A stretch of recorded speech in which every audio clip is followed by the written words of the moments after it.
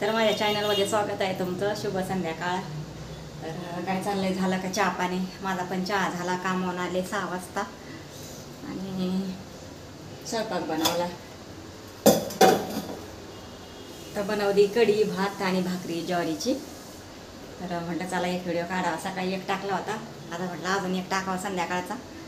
तर कसं आपलं कामच आहे ते, एक दोन व्हिडिओ टाकायचे. तर म्हटलं चला टाकावं आणि आपल्या भाऊ बहिणींसोबत बोलावं. तर बनवली कढी, भात आणि ज्वारीची भाकरी. तर दाखवते तुम्हाला मी. बनवली मस्तपैकी, कोथिंबीर टाकली वरून. आज म्हटलं भाजीला काय करावं भाजीचं लय टेन्शन. मी रोज भाज्या कोणत्या करावं ते समजत नाही, त्याच्यामुळे म्हटलं जाऊ दे आज कढीच बनवते. तर हे बघा, इकडं भात बनवला, ज्वारीची भाकरी.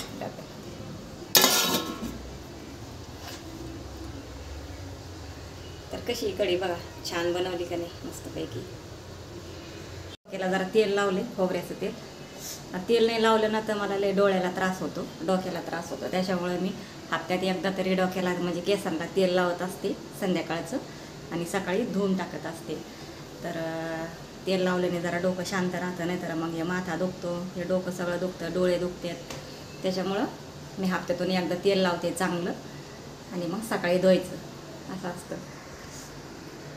तेल लावल्याशिवाय नाही होत मला केसांना. तेल लावल्यावर डोकं थंड होतं जरा, नंतर मग लई दुखतं डोकं आणि डोळ्याला त्रास होतो. त्याच्यामुळे तेल लावलंच पाहिजे केसांना, हप्त्यातून एकदा तरी लावलंच पाहिजे. जास्त लावलंय, 5 झालंय. तर चला सपोर्ट करा असा चांगला, तुमच्या सपोर्टची गरज आहे. आणि माझे व्हिडिओ तुम्हाला आवडते का नक्की सांगा कमेंटमध्ये, कसे वाटते ते. झाले आता माझं सगळं काम आवरले, गॅस वरटा सगळा क्लीन करून घेतलाय, स्वयंपाक झालेला आहे. इकडं भांडी वगैरे सगळे स्वच्छ धुवून घासून इकडं मांडणीला लावले. हे बघा मस्तपैकी. तर आपल्याला रूम चेंज करायची, आता 2 रूम बघून आलेली आहे मी. तुम्हाला तर मागच्या व्हिडिओमध्ये दाखवलंच आहे, पण आता बघू दोन्हीपैकी एक कोणती तरी घेऊ, फायनल करू. आणि भाडं एवढं वाढलं आहे भाऊ बहिणींना, काय सांगावं. इथं मुंबईत राहणं सोपं नाही, लय भाडं वाढलं आहे. काय करायचं, भाड्यानं राहायचं म्हटल्यावर लय अवघड काम आहे. स्वतःचा रूम पाहिजे माणसाला, तेव्हा खरं इथं राहणं. पण आता काय करणार, राहणं तर गरजेचंच आहे आपल्याला कसं तरी. आणि भाडं काय आता पहिल्यासारखे राहिले नाहीत. पहिले 3 आणि 4 हजार रुपये भाड्यामध्ये चांगली रूम यायची, पण आता डबल भाडं वाढले. 7,000, 8,000, 9,000, 10,000पर्यंत, 12,000पर्यंत अशा रूम आहेत. पण आपलं तेवढं ताकद नाही ना घ्यायची, आणि काय करायचं एवढे रूम घेऊन. तर त्याच्यामुळं आपल्या बजेटमध्ये बसणारे असेच रूम पाहते मी. तर रूम काय भेटत नाही. तशा बघितल्यात 2, पण 7,000 भाडं आहे तिथं, निकीला आहे 5.5. तर बघू आता, 5.5वाली आहे ती, छोटी आहे. पण बघू आता जे आपल्याला योग्य वाटेल ते करू. तर कोणची रूम घ्यावा काय समजत नाही. 7,500वाली रूम आहे.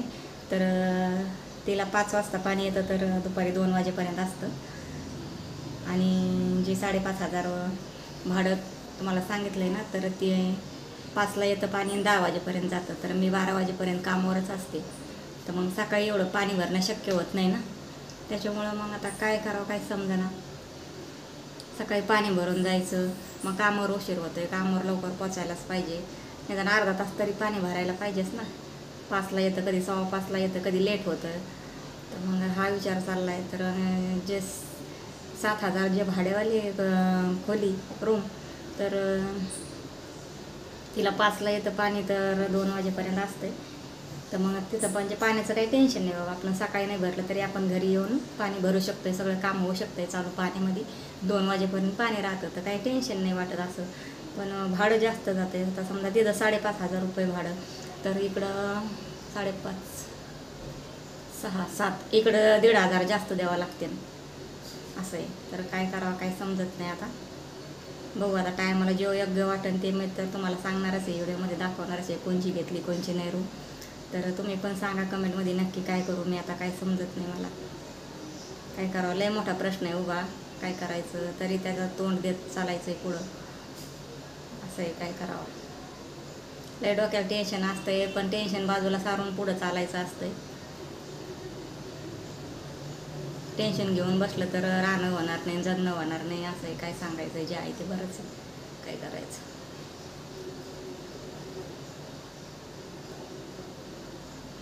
तर चला मग, कसा वाटला व्हिडिओ सांगा नक्की. नक्की म्हणजे तुम्ही बघत जा व्हिडिओ माझे आणि लाईक करा, शेअर करा, कमेंट करा, चॅनलला सबस्क्राईब करा. तर चला ठेवते, भेटते पुढच्या व्हिडिओमध्ये. Bye bye.